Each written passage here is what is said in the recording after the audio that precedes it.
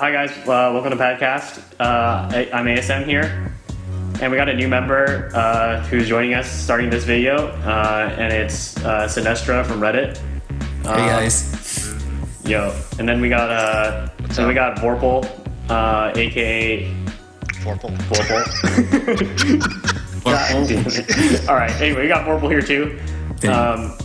So today we're going to be talking about Latent Tamadras and which ones are good, how you should get them, stuff like that. So let's get into it. Alright, awesome. Okay, so first off, let's talk about how the hell you get these things. So these things are in the MP store, which if you go to your monster tab, you scroll down, you can see that thing. So that's one way you can get them, just by buying them with your monster points. Option. Huh? Probably don't want to. Option.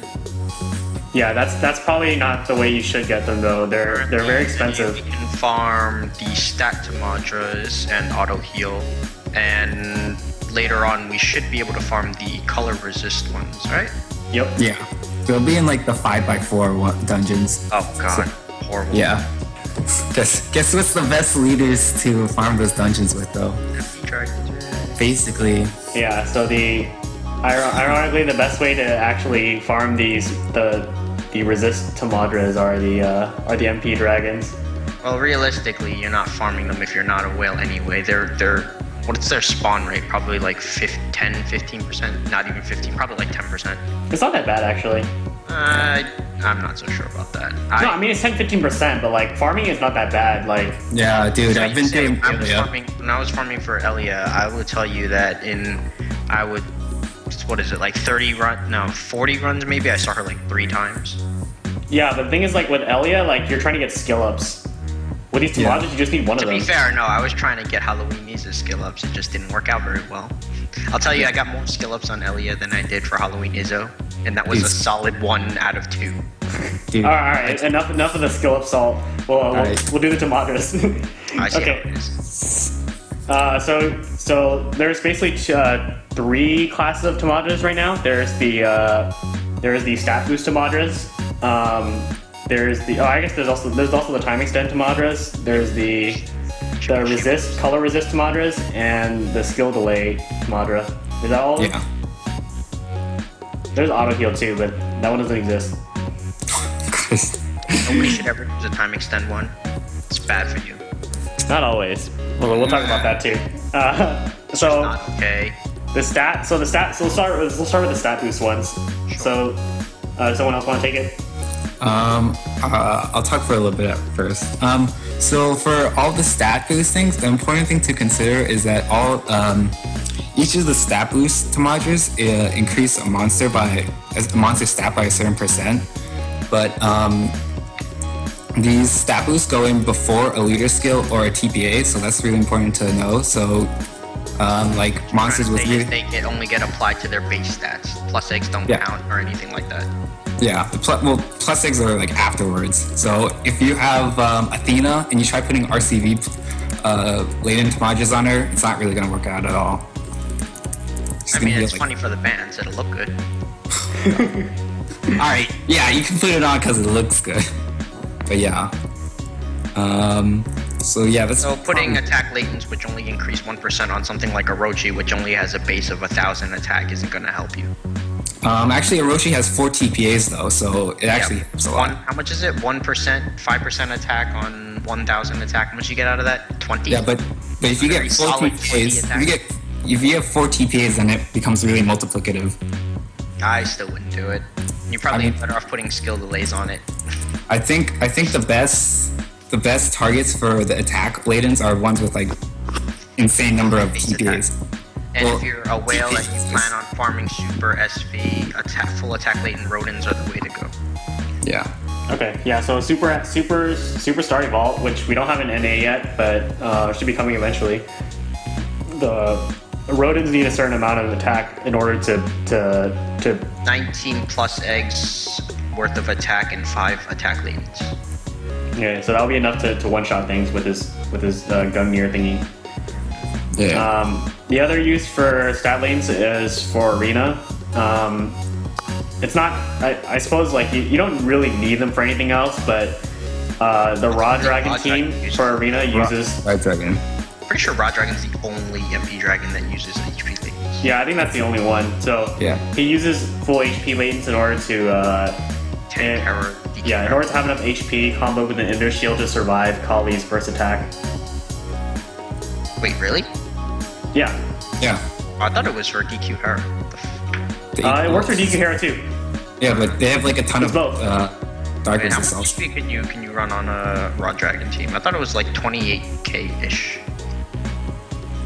No. If you run the double D Kali with Indra and sorry, not SSIs, the regular Vulcanitis.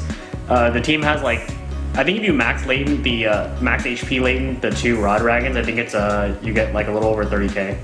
Oh, that's Yeah. nice. So I think actually you don't have enough to survive DQ Hera without a shield. Yeah, No, I don't think you how can. the hell do you survive like 120 Yeah. something K hit? I'm not sure how the resist latents. I'm not sure what the resist latent distribution is though. It's I like think it's something really specific, but it's like we don't there's like have a that certain, for us right now. actually I had it up in a second. Let's well. see. Yeah, but We're here to there's discuss actually a certain general, number we're of not here this- to discuss arena strategies for Raw Dragon. Alright. Yeah, that's not really. So we're not really gonna get too much into that because if you have a Raw Dragon, you probably researched this already. Yeah. So the second set of mantras, which eventually will be formal, are the resist. They each one provides 1% color resistance for that color. This is the best used for 100% gravities. That's basically their only purpose, although Dark is by far the most popular for stacking against DQ Hera's horrific preemptive in quite a few dungeons if you don't feel like bringing a shield. Yeah. But at the end of the day, though, you don't really need them because you could just bring a shield and you'll be okay. They do help make your run a little bit more consistent. If your team is really highly reliant on actives and you need to save the active or for something that helps you do damage instead of a shield. But it's definitely not necessary. Sometimes it means you can save your shield also. So Correct. We have the ever useful skill delay Tamadras that cost, how much did they cost? 30? 30k. They cost 30k. It's horrible. It's Too poor for expensive. that kind of thing. It allows you to resist 1 turn of skill delay, which for the many lazy people that like to farm Z8 especially, it's great if you're using like a Woken Rot. You can stack 2 of them on and you don't even have to worry about floor 9. Yeah. Correct. So usually there's a few good targets for it. There's the usually you want to target either an unbindable guy or a guy with the haste skill. That way you can get your other skills back. But as Vorpal mentioned, you could also, if you're trying to farm something and your whale is hell, then you can go ahead and do that too. For especially horrible places like Yamato Rush where Hino Kagusuchi is. Yeah. I would bring Orochi for that dungeon. How much is his initial? Is it 0 to 2? It's 0 to 4, I think. Yeah, so I think putting it on a card with delay is actually pretty good too, because just to deal with the Hino Kagetsuchi. Actually, Okuni Nushi is really good for the ultimate Yamato Rush. Yeah, So but I that one's another dark one too. team for that. I run a green team. Well, I mean, like even Sakuya uses Okuni Nushi just because of how quick his For delay is. yourself. No, I've seen For it a yourself, lot. scumbag. I don't use Even it the for light team. one. Yeah. Yeah, I mean, so besides while Dark is the most popular, I think the other good ones are to consider are also Fire Resist, because there's like Goemon is pretty big preemptive, and then Re5 on Arena also has a pretty big preemptive, and its first hit's pretty strong too. And You really just need shields for those. I don't think the resists are enough for you to worry about having. I mean, you don't need the Dark Resist either. You can just bring a shield. Just like No, I think Yomi Dragon needs it though. Yomi Dragon just doesn't bring a shield. yeah. Yeah, but I think the thing that sticks out the most is DQ Hera, because she appears in quite a few places. You don't Yeah. see Re5 or what have you all that often. I think Awoken Shield is pretty annoying too, though. Yeah, but we've only had him once in NA, so I know he appears again. does he? He appears again 2 more times at least, I think. 2 more times. No, I've seen That's it. fine. I mean, it's beatable. Like the same way DQ Hera is beatable. It's just annoying. I think the real I think insult the is difference if they is don't DQ give us a P for that dungeon. If we get 50 more plus eggs for having to beat down Shiva, I will be very, very angry. Yeah, I think the difference with DQ Hera is that like she will straight up kill you if you don't like have the shield up. Whereas like Awoken Shiva will never kill you when he first comes up. He only does like 75% HP, doesn't he? Yeah, but his next attack is not like soft. You've got poison or something, or poison you first. I think. Yeah, he poisons. He makes poison orbs, and then he also attacks. I think he does 2 moves. I'm pretty sure. Yeah. But his first hit isn't that bad. I think it's like 17k. But if you have poison, it bumps up to like 37k or something. Yeah. That's fine. No problem. So a later one we forgot to talk about is the RCV one. It's usually pretty bad. I think there's only actually 2 uses for them, really good uses for them. It's El Meta and Awoken Amaterasu. So Sure, it's only Awoken Amaterasu. Who uses El Meta nowadays? I mean, some people might have it. Anyway, it might be good for El Meta because she has such massive RCV, and so it might mean that when you use one of her actives, you can get above the HP threshold really easily. And then with Awoken Amaterasu, it probably means that you can heal back up to full easier, or you can stall a lot better in dungeons. Wait, did you say HP threshold? Yeah, for El Meta, so you can get above 50% HP. Well, I mean, you could do that. It'd probably be better to just put it on HP. Then once you have higher HP, then it's harder to fall below that threshold. Well, it's because okay, so El Meta has really high RCV, but not as high HP. So if you put it on El Meta's RCV, then her like base RCV goes up like really, really high. Yeah, but her RCV is already high. You don't need it to break 50% for your HP.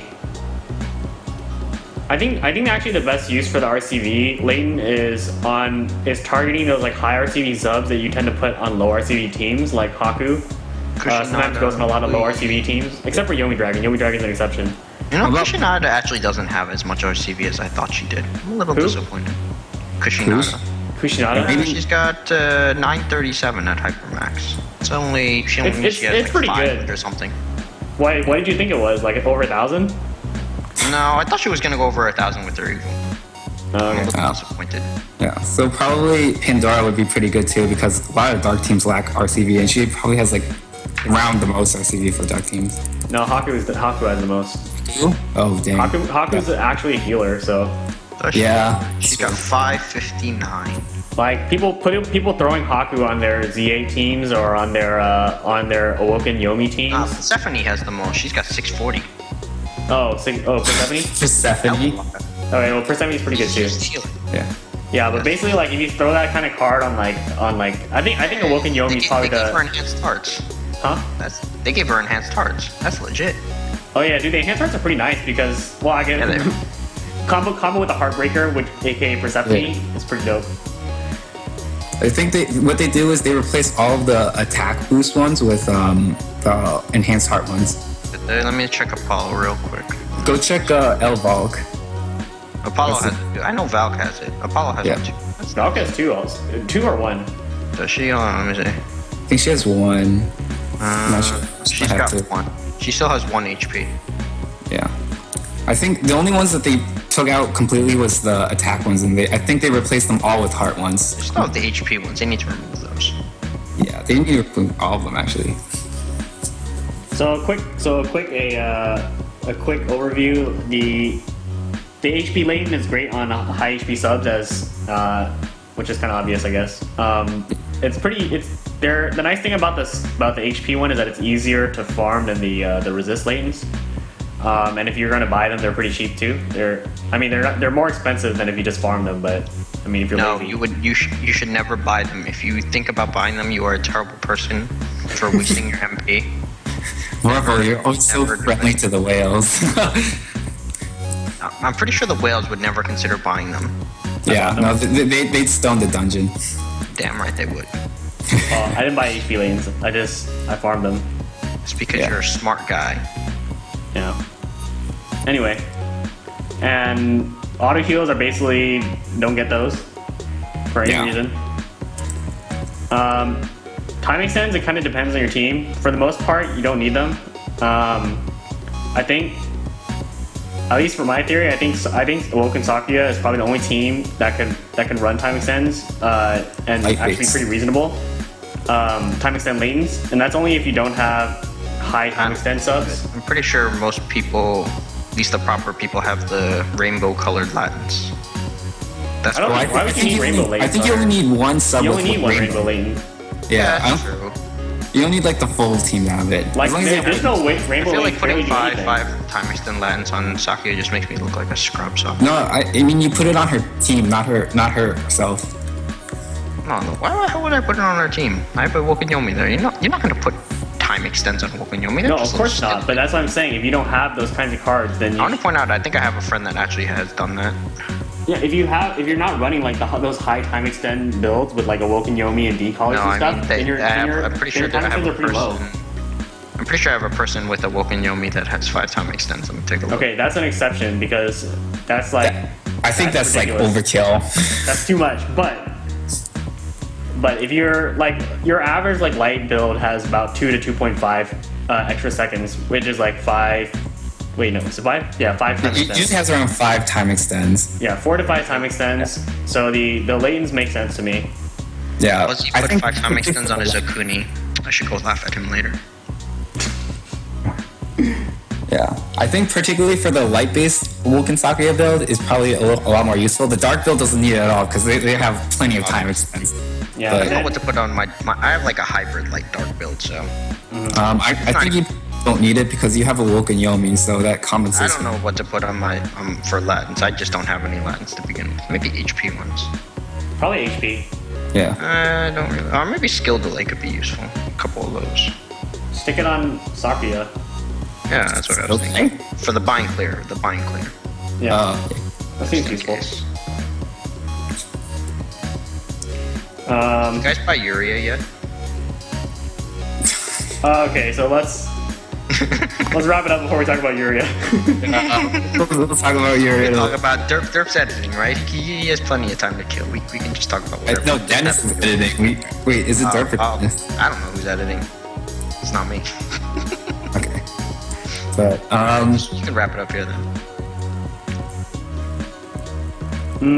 So wrap up, do we? Yeah. So the other resist. We talked about dark and red mostly. The other resists aren't really that useful for anything.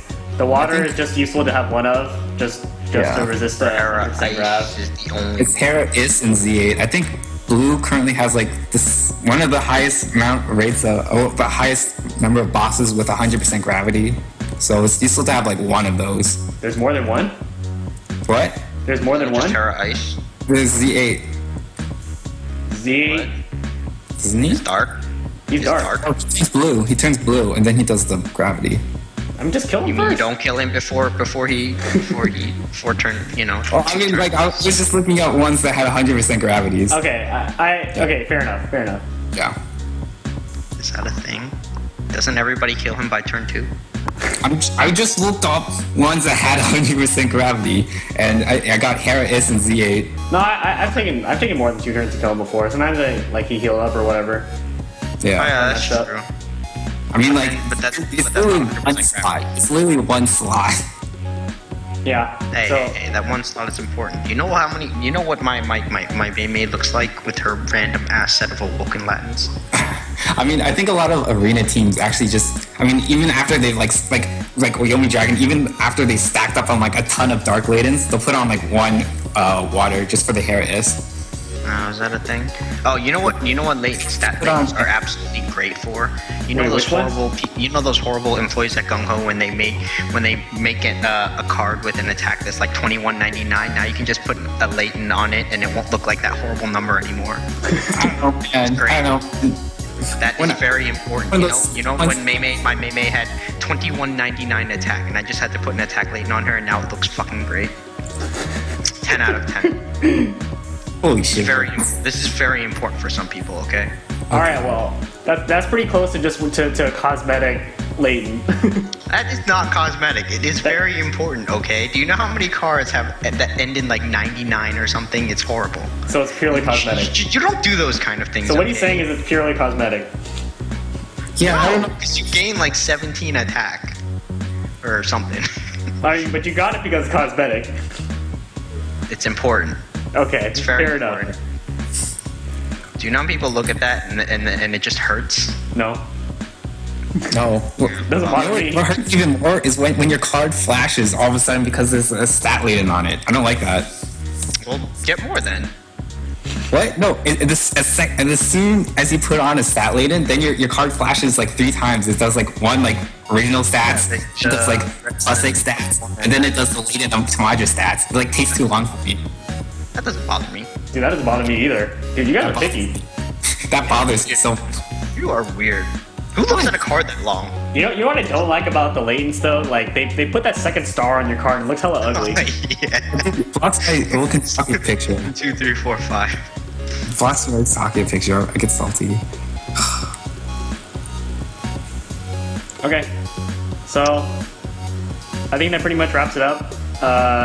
Do y'all have any questions about how? I think we pretty much covered how they work. Oh, I guess one more thing actually is the resist latents. They stack additively. I think with but they don't stack. They stack additively with the awoken with the regular awakens and then with each other.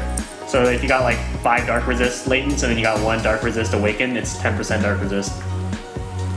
Yeah. So if you add on more than 5, that will replace the first one you've done. So basically, it just slides to the left. Oh yeah, So you yeah. can only ever have 5, but if you want to replace it for whatever reason, you can just add a new one. The for one furthest to the left. Yeah. Also, if you're deciding on buying Latent Tamadras, particularly the skill delay one, there was an event in Japan recently where they had a half price off for all the Latent Tamadras. So it might be a good idea to wait until an event like that to purchase these Latent Tamadras. In other words, get good and you don't have to worry about it. That's true. All right, cool. So that's all for today. We'll see you guys another time.